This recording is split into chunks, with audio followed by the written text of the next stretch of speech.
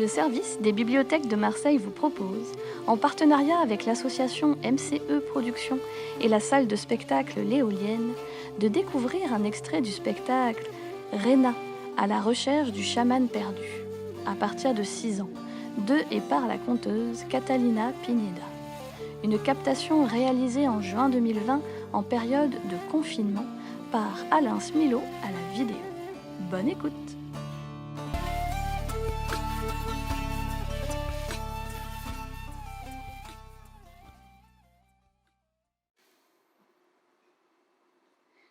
Bonjour, je m'appelle Catalina et je viens d'un pays qui s'appelle Colombie. Vous savez où se trouve ce pays? Se trouve dans un grand continent. Un grand continent qui va du pôle Nord jusqu'au pôle Sud, l'Amérique. Donc cette histoire que je vais vous raconter va nous amener à voyager tout au long de l'Amérique. L'histoire commence tout en haut, tout au nord, tout au nord, tout au nord, où il n'y a que de la glace et de la neige.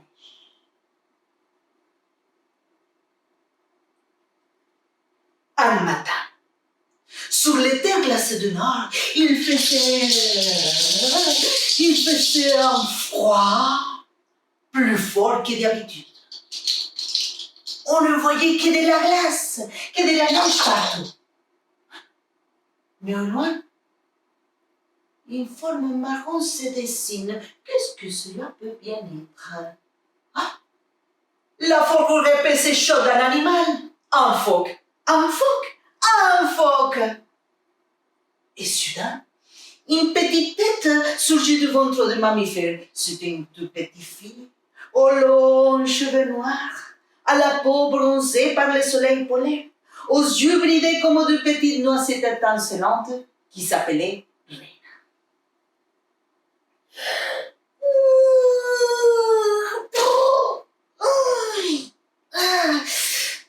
Mon sac de couchage, il est tellement chaud que je pourrais passer dedans tout l'hiver. Et oui, la petite fille qui s'appelait Réna, elle était l'aînée d'une famille de 4 filles. Il n'y avait pas de garçons dans sa famille. Son père était porté disparu un jour de chasse. Alors, elle était chargée de chercher à manger pour toute la famille et des fois pour tous les cas. Oui. Ah, j'ai faim. Ah, il faut que je me trouve quelque chose à manger. Et oui. Alors, elle monte, parce que c'est une fille qui avait beaucoup de chance. Hein? Elle avait son kayak à elle toute seule. Et dans son kayak, elle avait tout ce qu'il fallait pour aller à la pêche au phoque. Et la pêche au phoque, c'était pas une activité pour les femmes, pour les filles. C'était une activité uniquement destinée aux hommes. Mais comme il n'avait pas de frère, comme il n'avait pas de père, bah, on lui a permis. Et voilà, quelle chance, on lui a permis d'apprendre la pêche au phoque. Alors elle monte sur son kayak, et elle rame, quand soudain, elle voit sur la glace fine une ombre. Alors, elle rame de toutes ses forces, saute sur une plaque de glace, creuse un trou jusqu'au long et plonge son épaule. Mais elle n'attrape rien de premier coup. Elle continue et encore une fois, et là, elle avait attrapé quelque chose. Elle essaye de tirer fort vers le haut, mais le poids de phoque est énorme et tire fort vers le bas. Encore une fois, elle tire fort vers le haut et... Elle a réussi. Elle a réussi après 3 heures. Hein? Elle a réussi après 3 heures à tuer les phoques et à les sortir du trou. À la fin, la petite reine, elle était fatiguée, épuisée, mais elle ne pouvait pas s'arrêter parce que maintenant, il fallait faire la préparation. On ne peut pas se permettre de gaspiller de la nourriture. Donc, elle sort ses lunettes de neige, elle prend un beau couteau qui avait fabriqué son arrière-grand-mère, qui avait passé à sa grand-mère, après à sa mère, et maintenant, c'était elle. Un couteau en forme triangulaire qu'on utilise pour séparer délicatement la peau de la chair. Elle sépare la peau de la chair, elle enlève les huiles de phoque, parce qu'avec ça, on allume les lampes. Et puis, elle découpe la viande en morceaux et met ces morceaux de viande dans la neige pour la conserver. Elle était fière de son travail. Alors, elle va remercier aux esprits de son clan, aux esprits qui le permettent de quoi avoir à manger, quoi donner à manger à sa famille. Alors, elle va remercier. Elle va remercier devant un grand totem. Les totems, ce sont des sculptures qui représentent tous les ancêtres. Alors elle va remercier.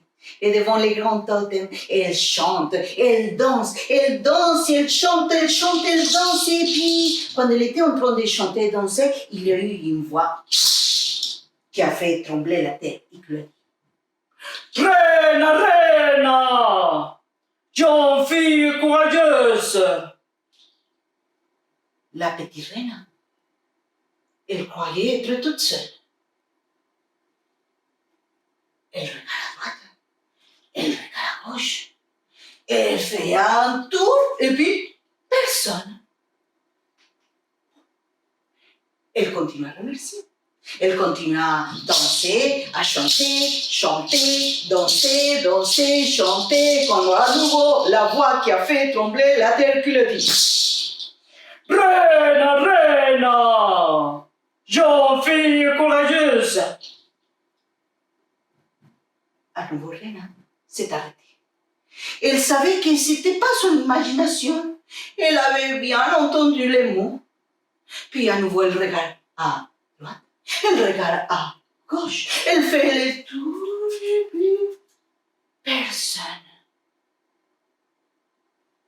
Son cœur commence à battre très vite et très fort. Elle était sûre qu'elle avait entendu bien les mots. Peut-être que c'était la voix de ses ancêtres. Peut-être que c'était les grands totems qui lui parlaient. Et à ce moment-là, à nouveau la voix. Reina, reina, jeune fille courageuse. Et oui, c'était les grands totems qui commencent à lui parler. Reina, reina, jeune fille courageuse. Le dernier sage, le dernier chaman de ton clan a disparu. Je ne ressens plus son esprit. Il faut que tu pars à sa recherche. Va rechercher les sages, va chercher les chamans de ton village. Parce que sans lui, on n'arrive plus à communiquer avec les humains. Et les humains n'arriveront plus à communiquer avec les esprits. C'est important, Reina. Va à sa recherche. Va au sud de l'Amérique. Va dans la forêt, la plus grande forêt du monde. Là-bas, tu vas trouver un ami à moi, le grand chef du peuple Kayapo. Demande-lui son aide. Demande-lui de t'aider à chercher ton chaman, ton sage. Et il va t'aider. Va, Reina. Et n'oublie jamais, pendant ton voyage, tu vas voir, tu vas entendre beaucoup de choses que tu crois que tu ne comprends pas. Mais ne t'inquiète pas, Reina. C'est juste que tu apprends à prendre le temps, à observer, pour enfin pouvoir comprendre, pouvoir écouter.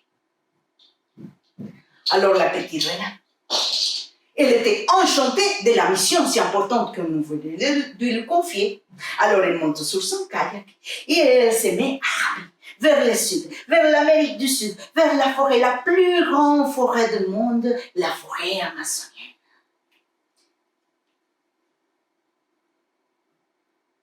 Une fois qu'il arrive au port, Reina fut contente de quitter la mer pour s'embarquer sur les grands fleuves Amazon. Un fleuve qui est si large, si grand qu'on l'appelle la mer fleuve. Alors, elle commence à aller sur les fleuves Amazon et elle commence à entendre des voix des hommes et des femmes qui allaient travailler, mais qui allaient travailler d'une façon, comment on peut dire, d'une façon étrange pour nous. Vous savez comment? Ils allaient travailler ainsi. La comai Tomasa, que compay Pascual, tuyo 30 hijos, Jesús, qué barbaridad.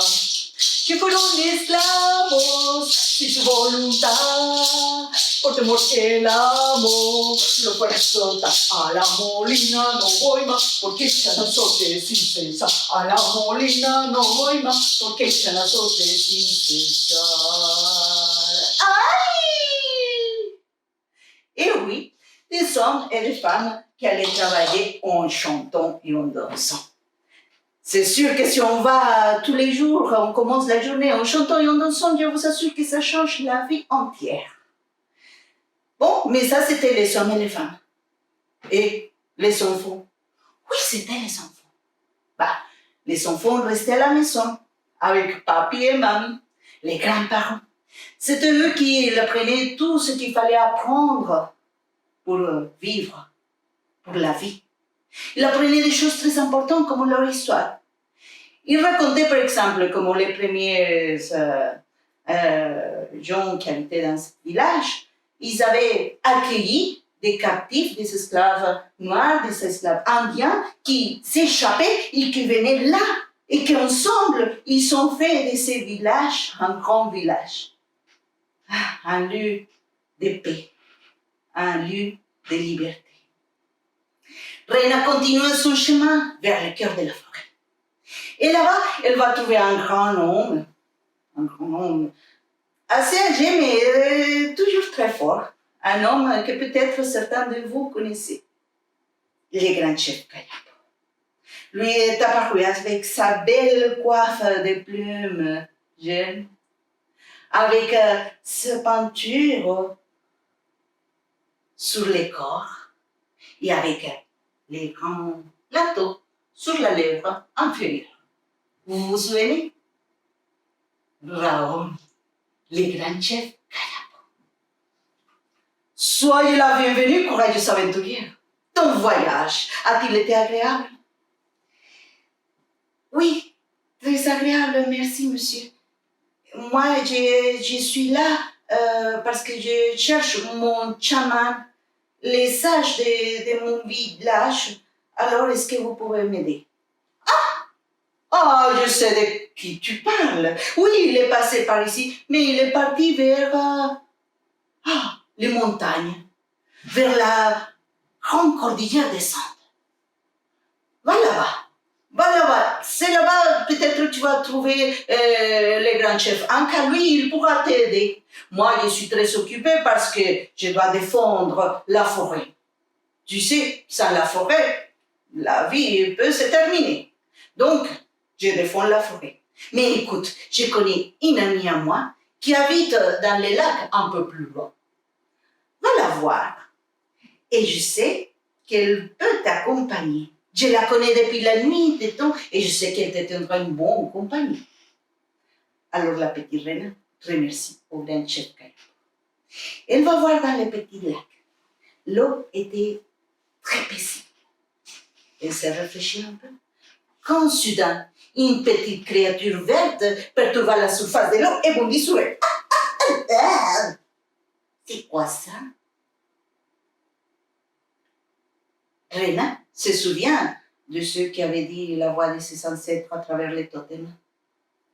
De prendre le temps, observer pour apprendre à écouter. Alors, elle a vu le petit animal et l'a observé.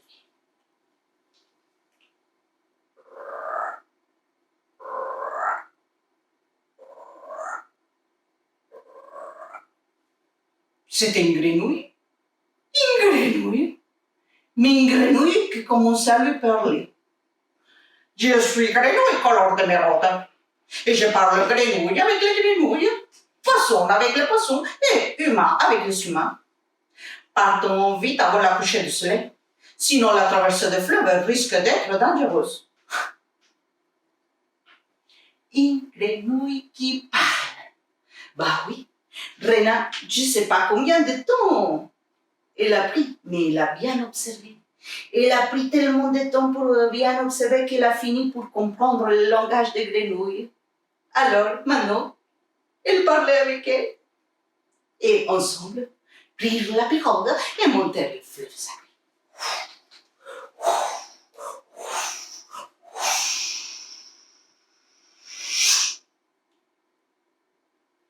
On arrive sur la cordillère des Andes.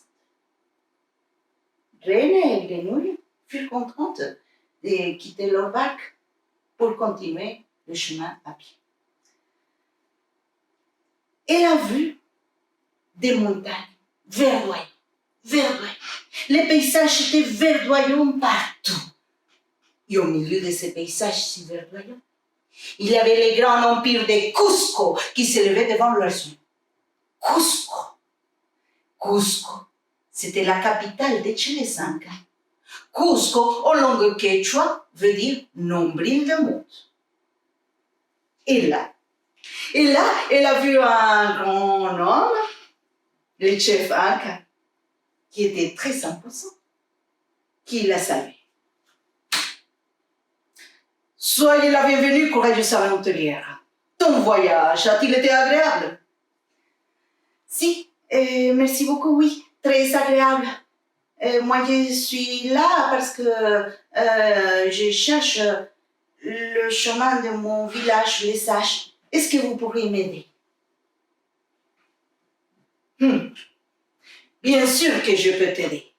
Mais tu sais, tout dans la vie a un prix. Reina n'avait rien sur elle.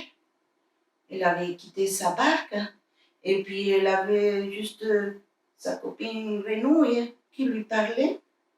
Elle n'allait pas laisser la grenouille.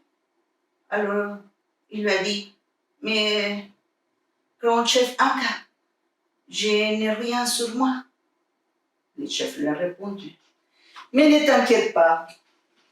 Écoute, il y a quelque chose dans laquelle tu peux m'aider.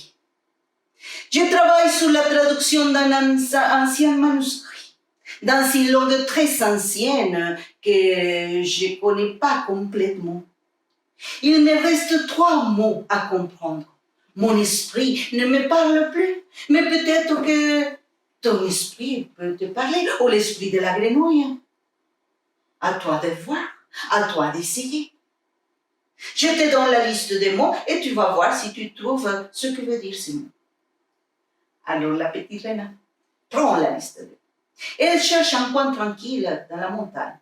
Elle demande à sa copine la grenouille, elle dit, « Et grenouille, couleur d'émeraude, puis-je demander à votre infinie sagesse m'aider à traduire ces mots en langue quechua, langue des Incas? » La grenouille, elle a répondu, « Oui, bien sûr, dis-moi. » Qu'est-ce que veut-il dire par serpent à collier?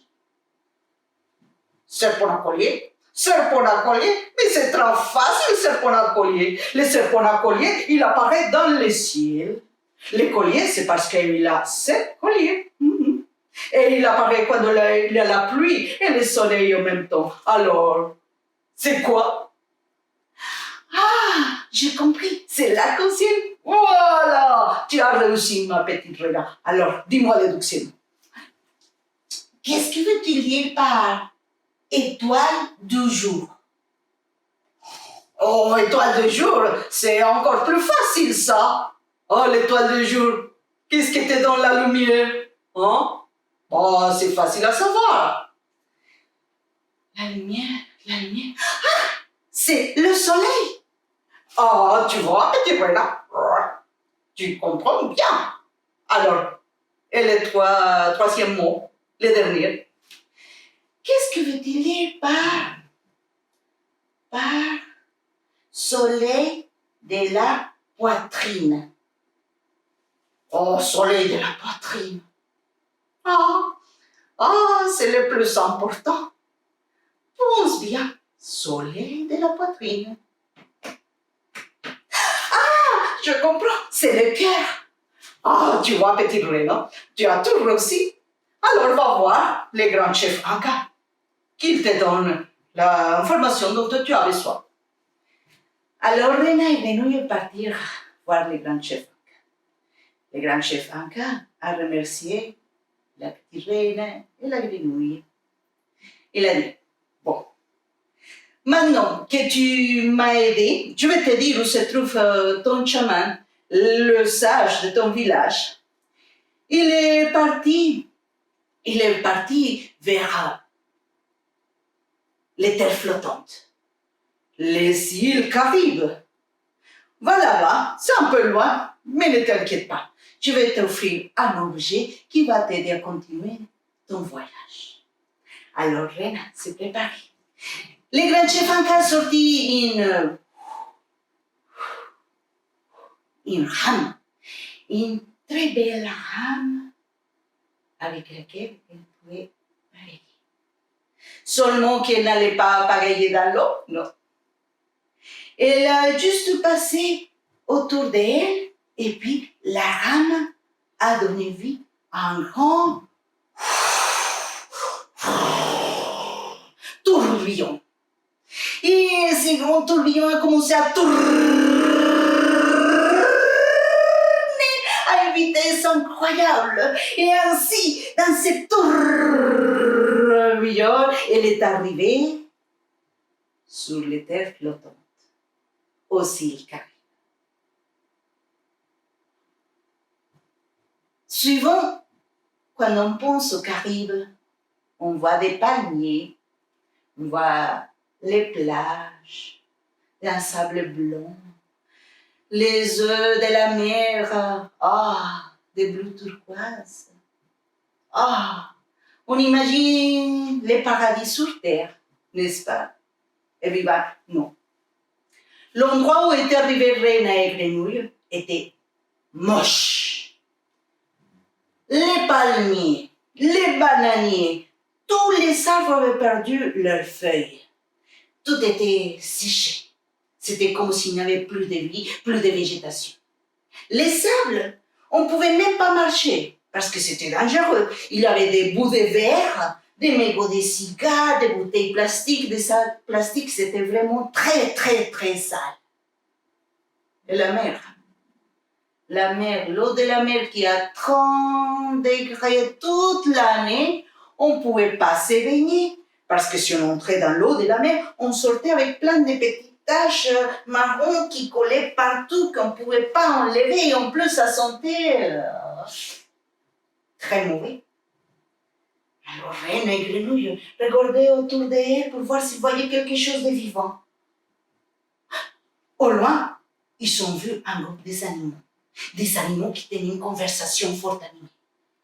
Alors Rena et Grenouille s'approchèrent. Mais à leur vue, un crabe et un requin marteau prirent un air menaçant. C'est un humain! Vengeance! Vengeance! Vengeance! Vengeance! Mais pourquoi? Mais pourquoi si Rena, c'était une petite fille toute gentille, elle n'avait rien fait de mal? Soudain, les animaux arrêtaient de pousser leurs cris et firent place à une vieille tortue de 500 années qui a pris la parole.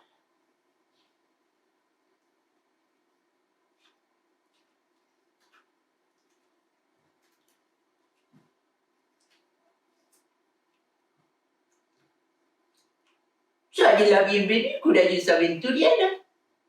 Ton voyage a-t-il été agréable? Oui, très agréable. Merci beaucoup. Et tu sais, nous sommes très inquiets parce que l'homme, les humains, ils sont oubliés de communiquer avec tout ce qui existe dans la Terre. Et là, ils commencent vraiment depuis un bon moment, depuis beaucoup de temps, à polluer tellement que bientôt, si on ne s'arrête pas, la vie va disparaître. Tout va mourir. Peut-être que tu peux nous faire un petit service? Bien sûr. Qu'est-ce que vous voulez que je fasse? Écoute-moi, petite fille. Il faut que tu amènes un message à tous les humains. À les grands, à les petits, à les plus petits, à les plus grands, à les moyens, à tous. Hommes, femmes, tous. Il faut leur dire d'arrêter avec la pollution. Si on n'arrête pas la pollution, on va bientôt tous mourir. Je t'ai dit déjà. Alors, s'il te plaît, est-ce que tu peux faire ça pour nous? Bien sûr. Et puis, Reine, qui avait la rame magique, elle a pris sa rame magique, la passe à la surface de l'eau, et la rame magique, cette fois-ci, ne créa pas un grand tourbillon, non. Cette fois-ci, elle donne vie à un grand nuage, bien épais, bien gorgé d'eau, et très agréable pour voyager. Et ainsi, avec sa rame magique, et grâce au nuage, elle a fait le tour du monde, amenant ce message à tous les hommes, à toutes les femmes, à les grands, à les petits. Le message de arrêter de polluer, de changer sa façon de vivre, de faire vraiment les tri. Alors à la fin, elle est revenue vers la tortue. Il a dit, ça y est, je l'ai fait. Merci beaucoup.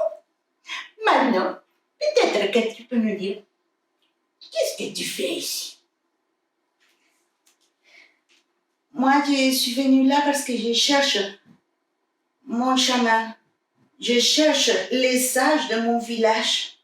Il faut que je les trouve. C'est important pour maintenir la communication entre les humains et les esprits. Je sais de qui tu me parles. Oui, il est passé par ici, mais il est parti par là. Là-bas. Lobo. Tu sais qu'est-ce que c'est là-bas? Juste à côté. C'est l'Amérique centrale. Il était allé vers, je crois que c'est Mexique, à voir les grands empires des Mayas et des Aztèques. Là-bas, tu vas trouver ton chaman. Va voir. Alors la petite reine a remercié la tortue et elle a remercié aussi à tous les animaux de leur avoir confié ce message qu'elle a pu transmettre à tous les humains. Et puis, grâce à sa rame magique et au nuage, elle a voyagé. Et elle a voyagé jusque l'Amérique centrale.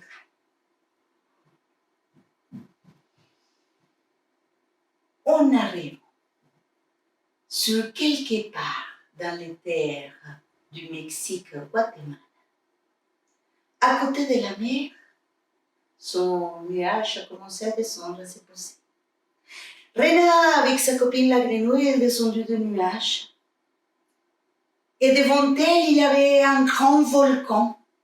Un grand volcan. Alors, dès qu'elle s'est mise à marcher, elle a ressenti son cœur battre encore plus vite et plus fort. Comme le premier jour où elle avait entendu la voix de ses ancêtres avec les grands totems. Alors, c'était comme si son cœur battait à l'unisson avec le cœur de la terre. Elle a eu envie de grimper vers les cratères du volcan. Accompagnée de sa copine la grenouille, ils ont repris le chemin.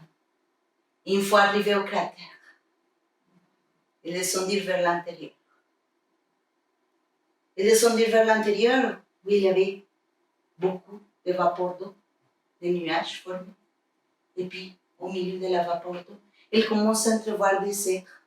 Des cèdres faits en rochers, des rochers volcaniques, avec des yeux, avec un nez, avec une bouche. Soudain, un de ces cèdres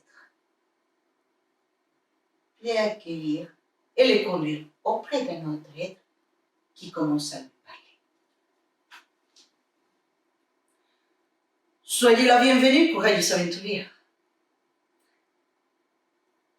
Ton voyage a dû être long.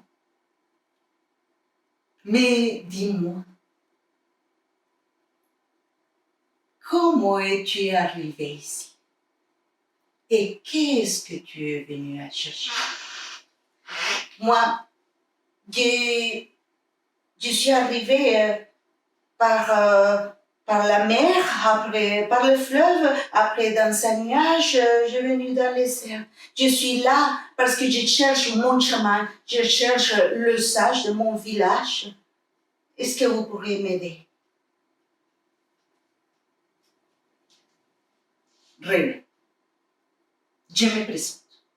Je m'appelle Chipetotek, dieu de renouveau de la vie, dieu des ancêtres de Mexicains, dieu des Aztèques.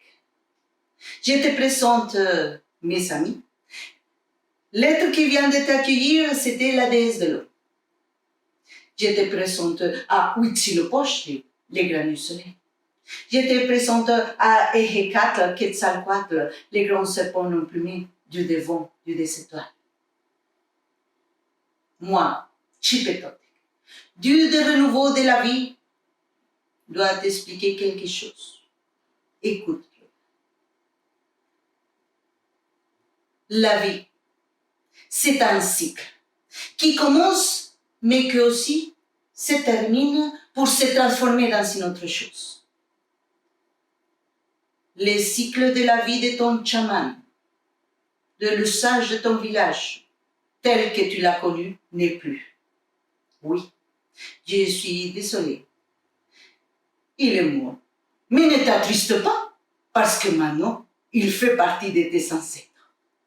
C'est juste que tu prends le temps, que tu regardes, observes bien autour de toi, et tu vas l'entendre, parce qu'il sera toujours avec toi. Maintenant, tu sais, tout au long de ce voyage, tu as trouvé un autre chaman, oui, plein de vie, et puis tu as trouvé la communication entre les humains et les esprits. Tu sais de qui je parle. Tu sais de qui je parle. Je parle de toi. C'est toi. C'est toi, Reina. C'est toi, la nouvelle chaman. C'est toi qui prends ce rôle de la communication entre les humains et les esprits. Et c'est la vie. Maintenant, tu as beaucoup à faire, Reina. Maintenant, tu as trouvé la place dans ce monde. La petite reine, elle était confuse. Elle ne savait pas quoi faire. C'est pas possible, moi je ne peux pas être chaman. Moi je n'ai pas fait l'école de chaman. Moi, comment je peux être chaman? Explique-moi. Reina,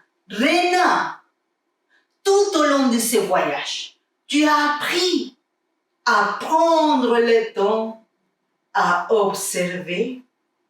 Maintenant, tu vois, tu as communiqué avec les animaux, tu as pu voyager dans les airs, tu as traversé des fleuves, tu as traversé la forêt. Maintenant, tu peux communiquer avec tout ce qui t'entoure. Tu peux communiquer avec l'esprit de la terre, tu peux communiquer avec l'esprit de l'eau, tu peux communiquer avec l'esprit du vent, tu peux communiquer avec l'esprit du feu. Crois-moi, Reina, tu es prêtre pour ton peuple, Reina. Et c'est ainsi que la petite reine devient la première chamane femme de son village. On raconte qu'elle est retournée chez elle, mais qu'elle a continué à voyager dans le monde pour transmettre toujours les messages de l'urgence climatique dans laquelle nous vivons aujourd'hui, les messages vraiment de changer notre façon de vivre. Mais c'est le temps. Tu sais, quand l'histoire commence, Rena est une petite fille. Combien de temps ça a duré ce voyage? L'histoire ne le dit pas. 5 ans, 10 ans, 15 ans, 20 ans, 30 ans, 40 ans, ça, l'histoire ne le dit pas. Ce qui est vrai, c'est que C'est le temps qu'il aurait fallu à elle pour apprendre à prendre le temps, à observer, pour enfin apprendre à écouter. C'est aussi notre devoir. Combien de temps il nous faut à chacun de nous pour apprendre à prendre le temps, à observer, pour apprendre à écouter? C'est à chacun de nous. Voilà. Merci beaucoup d'avoir écouté cette histoire.